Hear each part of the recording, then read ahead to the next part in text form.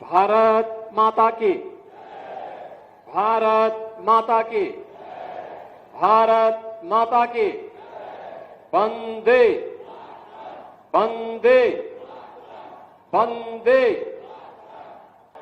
प्रथम स्वातंत्र समर के महान योद्धा राजा नरपत सिंह की इस पावन धरा पर उनके विजय उत्सव कार्यक्रम में आज के समारोह में उपस्थित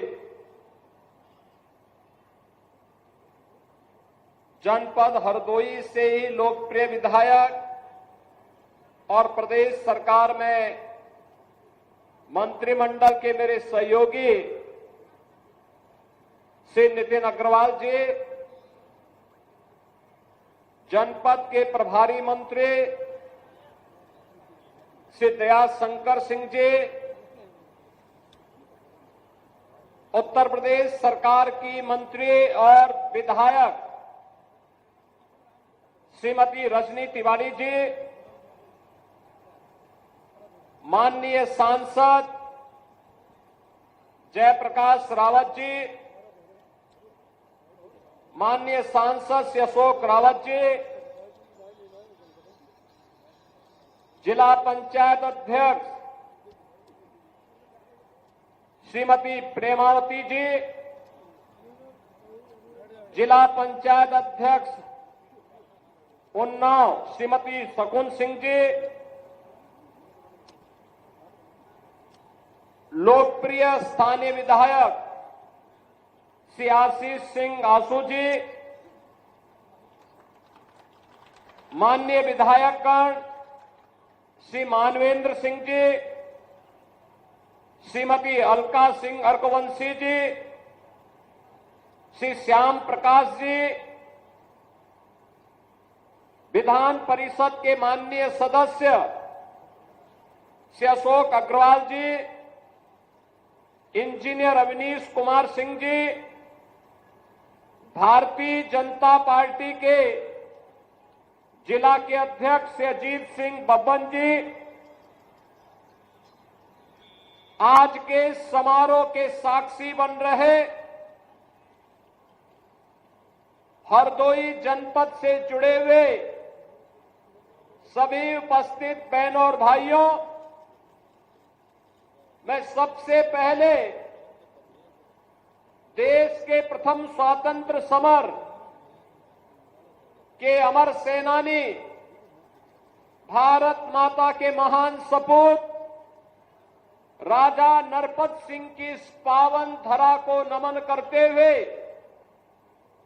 आप सभी को इस विजय उत्सव की हृदय से बधाई देने के लिए मैं आपके बीच आया हूं और इसके लिए आप सभी का हरदोई वासियों का अभिनंदन करता हूं। बहनों और भाइयों, ये मेरा सौभाग्य है कि जिनके शौर्य और पराक्रम के कारण आज हम सब स्वतंत्रता का उपभोग कर पा रहे हैं, अपने विकास की योजनाओं को आगे बढ़ा पा रहे हैं, उन महान स्वतंत्रता संग्राम सेनानियों का स्मरण इस प्रकार के विजय उत्सव के माध्यम से हमें करने का सौभाग्य प्राप्त हो रहा है। बहनों और भाइयों, इस अवसर पर हम लोग हरदोई के अंदर आए हैं। यह वर्ष वैसे भी देश की संविधान को लागू करने के 75 वर्ष पूर्ण होने के उपलक्ष्य में पूरा देश एक ओर अमृत महोत्सव के कार्यक्रम के साथ आगे बढ़ रहा है, तो वहीं देश के संविधान को लेकर के बाबा साहब डॉक्टर भीमराव अंबेडकर के द्वारा जिस कार्य योजना के साथ देश के संविधान का निर्माण किया गया था, और संविधान के प्रति सर्वोच्च सम्मान व्यक्त करते हुए एक भारत श्रेष्ठ भारत के निर्माण के इस कार्यक्रम के साथ जुड़ने का सौभाग्य हम सबको प्राप्त हो रहा है। बहनों और भाइयों, दुनिया के अंदर अगर आज भारत सबसे बड़ा लोकतंत्र है तो भारत के संविधान के कारण, बाबा साहब डॉक्टर भीमराव अंबेडकर के द्वारा दिए गए संविधान के कारण उत्तर से लेकर दक्षिण तक, पूरब से पश्चिम तक 140 करोड़ का भारतीय एक भारत श्रेष्ठ भारत के निर्माण के साथ अब विकसित भारत की परिकल्पना को प्रधानमंत्री मोदी जी के नेतृत्व में आगे बढ़ाने के लिए प्रतिबद्ध दिखाई दे रहा है। बहनों और भाइयों, लेकिन आज जिस गौरव की अनुभूति हर भारतवासी कर पा रहा है, आज जिस अनुभूति का एहसास हम हरदोई में बैठ करके कर पा रहे हैं, जिन विकास की नई नई योजनाओं का लाभ हम लोग ले पा रहे हैं और जिन नई योजनाओं के प्रस्ताव हम अपने माननीय जनप्रतिनिधियों के माध्यम से शासन तक पहुंचा रहे हैं, यह 1947 के पहले संभव नहीं था। गुलामी के कालखंड में यह संभव नहीं था। विकास नहीं था, गरीबी थी, अव्यवस्था थी, भूखमरी थी, रोजगार का अभाव था, लोगों को प्लान करने के लिए अकाल का शिकार होने के लिए मजबूर होना पड़ता था।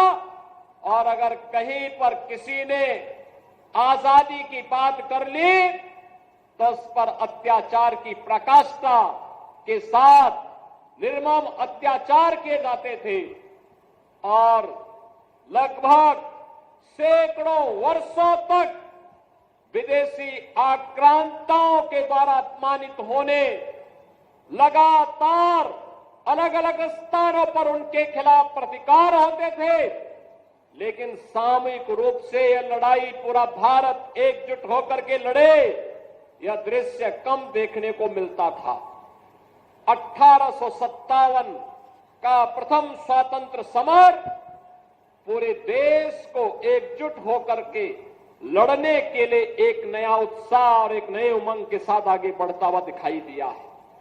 बहनों और भाइयों, मंगल पांडे के द्वारा बैरकपुर में किए गए शुरू किया गया अभियान कहीं मेरठ के अंदर, कहीं झांसी के अंदर, कहीं बिठूर के अंदर, कहीं बलिया और गोरखपुर के अंदर, कहीं लखनऊ के अंदर और कहीं पे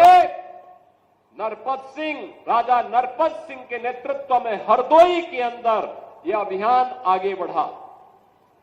याद करिए क्या जज्बा था। जिससे पूछो, जहां पूछो, मंगल पांडे से जब पूछा गया था कि आखिर तुम तो ब्रिटिश सेना के हिस्से हो, क्यों आजादी की बात करते हो, उन्होंने कहा रखो अपनी नौकरी, मेरा देश स्वतंत्र होना चाहिए, भारत माता की आन मान और शान की रक्षा होनी चाहिए। रानी लक्ष्मीबाई से पूछा गया, रानी लक्ष्मीबाई से कहा गया कि केवल एक बार कह लो ना कि हम तो विदेशी हुकूमत के साथ मिलकर के काम करने को तैयार हैं, उनकी झांसी सुरक्षित रह जाएगी। उन्होंने कहा नहीं, झांसी भी सुरक्षित रहेगी और भारत स्वतंत्र होकर के रहेगा, हरगिज अपनी झांसी नहीं दूंगी। और इसीलिए तो हर भारतीय के मुंह से निकल पड़ा, खूब लड़ी मर्दानी वो तो झांसी वाली रानी थी। बिठूर में नाना राव पेशवा के नेतृत्व में 1857 के प्रथम स्वातंत्र समर की जो रणनीति बनी थी, उस रणनीति का बिगुल फूंकने के लिए हरदोई के अंदर राजा नरपत सिंह उस लड़ाई को लेकर के यहां कार्य कर रहे थे। और आज हम जिस स्थान पर हैं, ये उनका दुर्ग कहलाता था, ये उनका किला था। स्वाभाविक रूप से जब आजादी की जज्बे को देख करके जो लोग भाग रहे थे, उनको कैसे अच्छा लगता, कैसे अच्छा लगता। 1857 में झांसी ब्रिटिश हुकूमत नहीं जीत पाई थी, विजय महारानी लक्ष्मीबाई की हुई थी। हरदोई में, इस क्षेत्र में ये विजय राजा नरपत सिंह की हुई थी। वहां पर अंग्रेज विजय नहीं हो पाए थे। ऐसे ही गोरखपुर में बंधु सिंह को वे परास्त नहीं कर पाए थे। अलग अलग स्थानों पर जहां पर भी ये स्वातंत्र समर एकजुट होकर के नानाराव पेशवा के रणनीति के तहत आगे बढ़ा, वहां पर भारत के लोग जीते थे। और बाद में यह मंद पड़ता गया और अंततः ब्रिटिशर ने फिर अत्याचार की पराकाष्ठा की। और जिसका एक उदाहरण आपके सामने महाराजा नरपत सिंह का यह दुर्ग भी है, जो खंडरों में तब्दील होकर के आज वहां पर एक टीले के रूप में मात्र बचा हुआ है। मैं धन्यवाद दूंगा और आभारी हूं केंद्रीय मंत्री और उस समय के उत्तर प्रदेश के निवर्तमान मुख्यमंत्री के रूप में माननीय राजनाथ सिंह जी को, उस समय के सांसद श्री जयप्रकाश रावत जी को, जिन्होंने महाराजा नरपत सिंह रेकवार का यह भव्य स्मारक यहां पर खड़ा किया। और आज ये स्मारक हम सबको एक नई प्रेरणा दे रहा है। और मैं धन्यवाद दूंगा यहां के लोकप्रिय विधायक सियासी सिंह आंसू को, जिन्होंने भारत माता के ऐसे महान सपूत के स्मारक का दर्शन करने के लिए आज मुझे यहां पर आने का अवसर प्रदान किया है। मैं आभारी हूं, धन्यवाद देता हूं इन सभी माननीय जनप्रतिनिधियों का, जिनके कारण आज मुझे आने का अवसर प्राप्त हो पाया है। बहनों और भाइयों, आधुनिक भारत के तीर्थ है ये स्मारक, आधुनिक भारत के तीर्थ है। और तीर्थ के रूप में हमें वर्तमान पीढ़ी को बताना भी चाहिए कि इन्हीं के शौर्य से, इन्हीं के पराक्रम से, इन्हीं के बलिदान से आज हम आजादी का एहसास कर पा रहे हैं। आजादी का एहसास इस रूप में अपने अनुरूप विकास की योजनाएं बना पा रहे हैं। समाज के हर एक तबके के लिए नई नई योजनाएं बन पा रही है। कोई सोचता था आज से 10 साल पहले कि हरदोई में भी हरदोई का मेडिकल कॉलेज होगा, लेकिन आज हरदोई में मेडिकल कॉलेज बन करके चालू हो गया है। अब नर्सिंग कॉलेज भी वहां बनने जा रहा है। कोई सोचता था हरदोई के अंदर, हरदोई से पश्चिम में मेरठ और दिल्ली को जोड़ने के लिए और इधर प्रयागराज से जोड़ने के लिए एक ग्रीनफील्ड एक्सप्रेसवे मिलेगा, लेकिन गंगा एक्सप्रेसवे सर्वाधिक दूरी आपके हरदोई जनपद में तय कर रही है। 99 किलोमीटर की दूरी। याद करना, हरदोई से दूरी दिल्ली की दूरी को भी कम करेगी और साथ साथ प्रयागराज की दूरी को भी और काशी की दूरी को भी कम करने में सहायक होगी। विकास के नए नए कार्यक्रम आगे बढ़ेंगे, नए निवेश आएंगे। पीएम मित्रा टेक्सटाइल पार्क यहीं बनने जा रहा है, इसी जनपद की सीमा पर बनने जा रहा है। पीएम मित्रा टेक्सटाइल पार्क का मतलब लाखों नौजवानों के लिए नौकरी और रोजगार की सुविधा आप ही के जनपद में प्राप्त होगी। वैसे भी मैं मलावा का टेक्सटाइल देख रहा था, कितना शानदार यहां की कारीगरी है, कितना शानदार तरीके से यहां की बुनकरी है और कितना अच्छा कपड़ा का कार्य यहां पे होता है। लेकिन जब टेक्सटाइल पार्क बनेगा तो इनके हुनर को भी काम मिलेगा और साथ साथ यहां के नौजवानों को, जो लोग अब तक कार्य के लिए पंजाब जाते हैं, सूरत जाते हैं, उन्हें वहां नहीं जाना पड़ेगा, बल्कि अन्य देश भर के लोगों को रोजगार के लिए आपकी हरदोई में आना पड़ेगा। बहनों और भाइयों, मैं यहां पे भी था और यहां पर मैं देख रहा था विकास के लिए। आंसू जी कह रहे थे, अशोक रावत जी भी कह रहे थे कि यहां की कनेक्टिविटी ठीक हो जाए तो और पर्यटन बढ़ेगा और पक्षी बिहार के लिए भी। बहनों और भाइयों, महाराजा नरपत सिंह की इस पावन धरा पर जो तालाब है, पक्षी बिहार के रूप में सरकार इसको विकसित करेगी, इसको बेहतर कनेक्टिविटी के साथ जोड़ेगी, बेहतर कनेक्टिविटी होगी। याद करिए, ये डबल इंजन की सरकार है। डबल इंजन की सरकार विरासत का भी सम्मान करती है और विकास को भी आगे बढ़ाती है। और विरासत और विकास का यह अद्भुत संगम आपने भी देखा होगा प्रयागराज महाकुंभ के अवसर पर। देखा ना, उत्तर प्रदेश की सामर्थ्य दुनिया देख रही थी।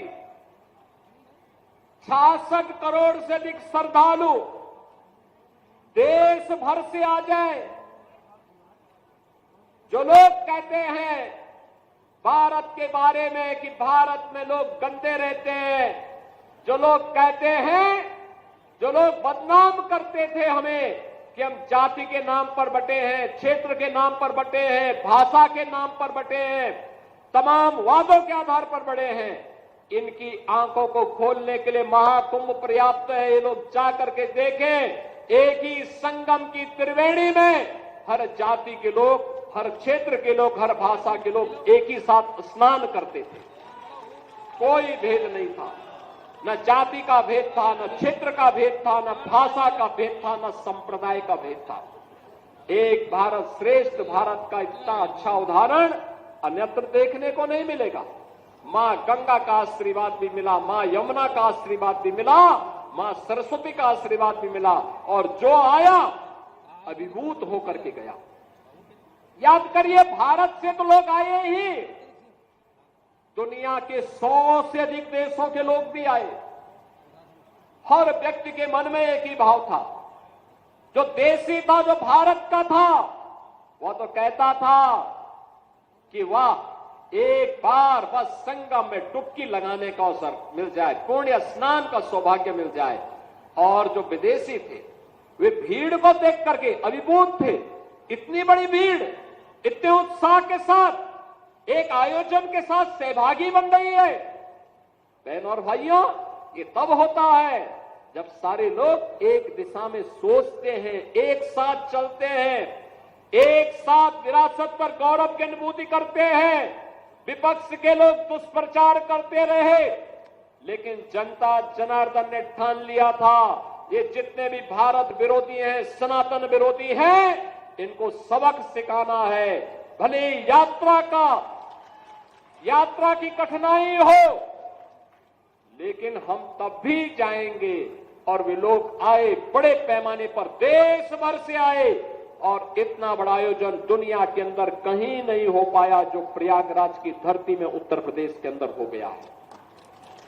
बहनों और भाइयों, ये विरासत और विकास का एक अद्भुत संगम है। महाराजा नरपत सिंह का यह पावन स्मारक थी। विरासत है, उसको विकास के साथ जोड़ना है, और विकास के साथ जोड़ने के लिए कनेक्टिविटी, अच्छा मार्ग बने वहां तक जाने के लिए, वहां तक जाने के लिए मार्ग बने, पक्षी विहार बने, पर्यटन के कुछ संभावनाओं को विकसित किया जा सके, गेस्ट हाउस बने, यहां के लोकल उत्पाद को हम आगे बढ़ा सके। मैं देख रहा था, यहां के अन्नदाता किसानों ने, यहां के हस्तशिल्पी और कारीगरों ने बहुत अच्छे अच्छे उत्पाद तैयार किए हैं। अगर वे सभी यहां डिस्प्ले हो जाएं, लोगों को मिलने प्रारंभ हो जाए, तो रोजगार का भी सृजन होगा, नए गाइड भी मिलेंगे, और साथ साथ यहां के विकास को आगे बढ़ाने में भी मदद मिलेगी। और बहनों और भाइयों, उसी विकास की कड़ी को विरासत के साथ जोड़ने के लिए आज हम सब यहां पर आए हैं, इस क्षेत्र में आए हैं, यहां के विकास के साथ जोड़ने के लिए आए हैं। और स्वाभाविक रूप से विरासत के साथ जुड़ने आए हैं, तो आज यहां पे 650 करोड़ रुपए की परियोजनाओं की सौगात भी हरदोई जनपद को दे रहे हैं। ये विकास के विभिन्न प्रकार की योजनाएं हैं।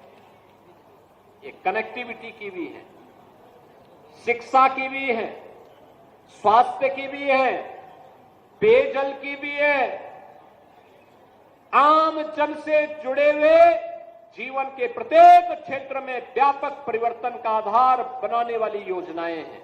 और इसीलिए बहनों और भाइयों, हम लोग आए हैं आपसे कहने के लिए, आज बदलते हुए भारत को हम सब ने देखा है।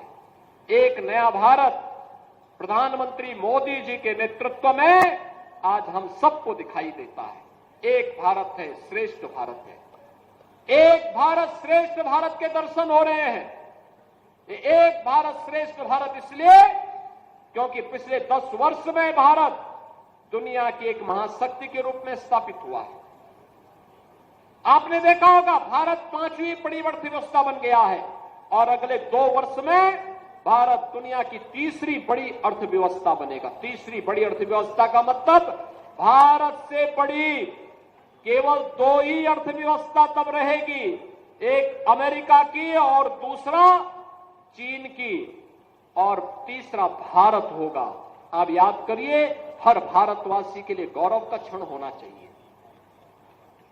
आज विकास की नई नई योजनाएं आ रही हैं।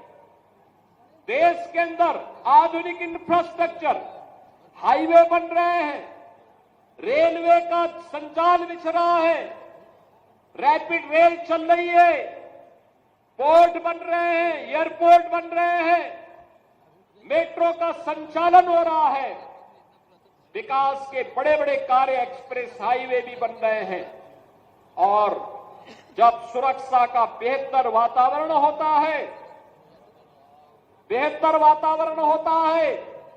तो सुरक्षा के इस बेहतर वातावरण में निवेश आता है, रोजगार का सृजन होता है, नौजवान प्लान नहीं होता है। सुरक्षा के इस बेहतर वातावरण के साथ जुड़ करके आज हम सब लोग आगे बढ़ रहे हैं। आप याद करिए 2017 के पहले के उत्तर प्रदेश को हर दूसरे तीसरे दिन दंगा होता था। बहनों और भाइयों, इन दंगाइयों का उपचार ही डंडा है। बिना डंडे के मानेंगे नहीं। आप देख रहे होंगे बंगाल जल रहा है, वहां की मुख्यमंत्री चुप है, दंगाइयों को शांति दूत कहती है।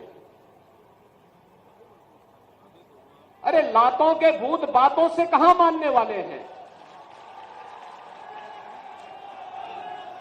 लेकिन सेकुलरिज्म के नाम पर इन लोगों ने दंगाइयों को दंगा करने की पूरी छूट दे रखी है।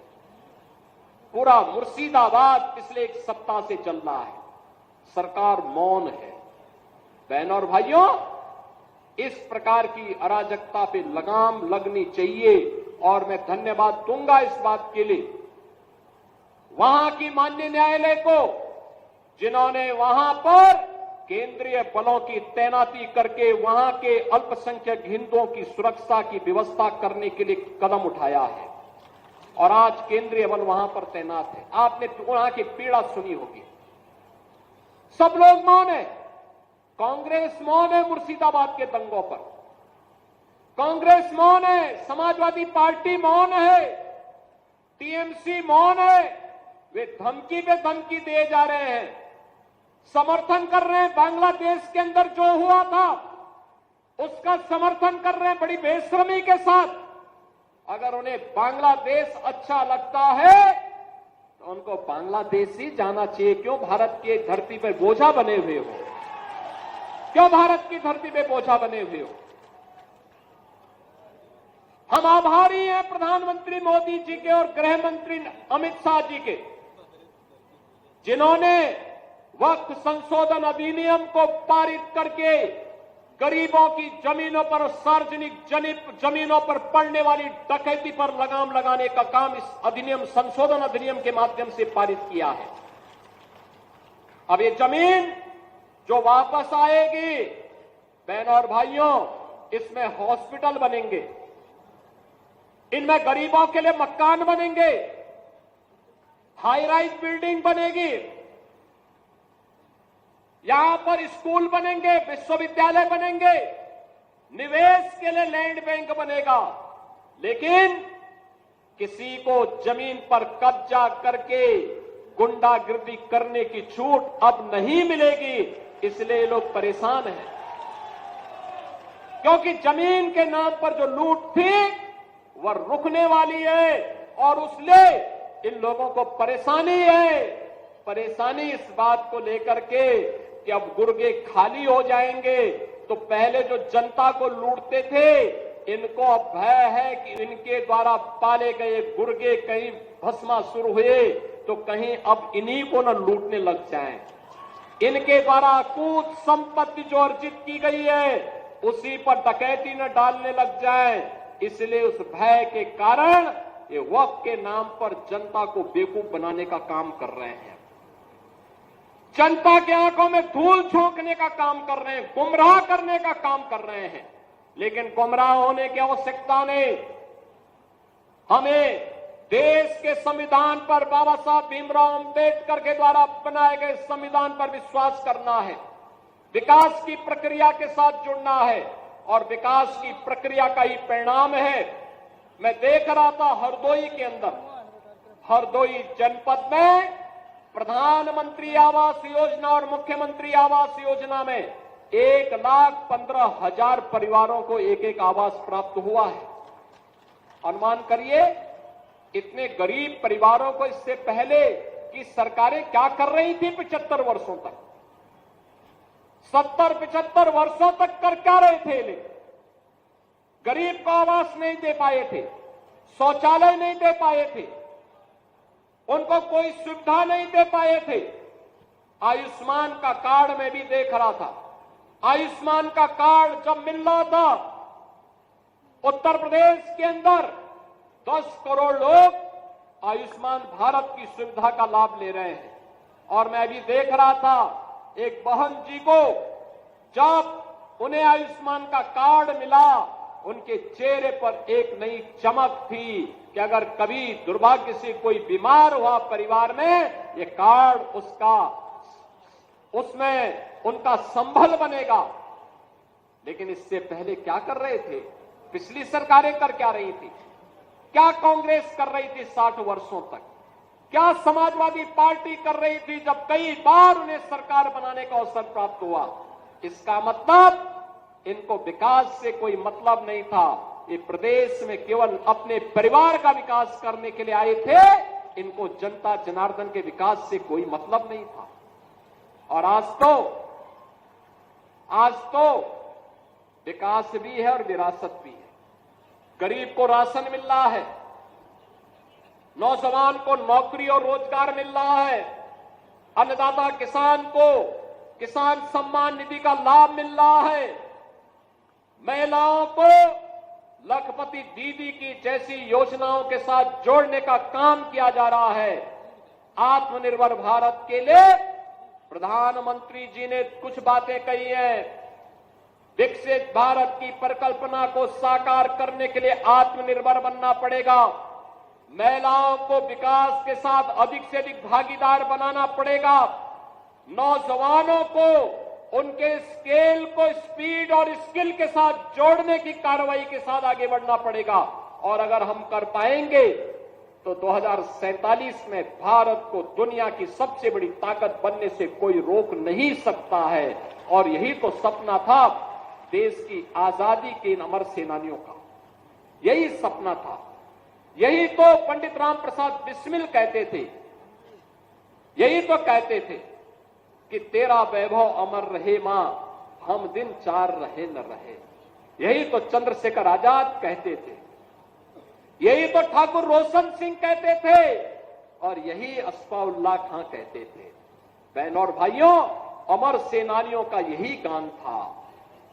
भारत माता के वैभव को चरम तक पहुंचाने के लिए, भारत माता के विकास को ध्यान में रख करके जो रोड मैप आज प्रधानमंत्री मोदी जी के नेतृत्व में बना है, इसे अंतिम पायदान पर बैठे हुए व्यक्ति तक पहुंचा करके एक विकसित भारत की परिकल्पना को साकार करना है और इसलिए आवास भी है, शौचालय भी है, दवा के लिए आयुष्मान का कार्ड है, कमाई के लिए रोजगार की व्यवस्था भी है और अभी सरकार ये व्यवस्था करने जा रही है कि गरीबी रेखा के नीचे जीवन यापन करने वाले प्रत्येक परिवार को हम लोग सभी सुविधाओं से आच्छादित करने का कार्य भी करेंगे और परिवार के एक सदस्य को नौकरी और रोजगार के साथ जोड़ने का काम भी करेंगे।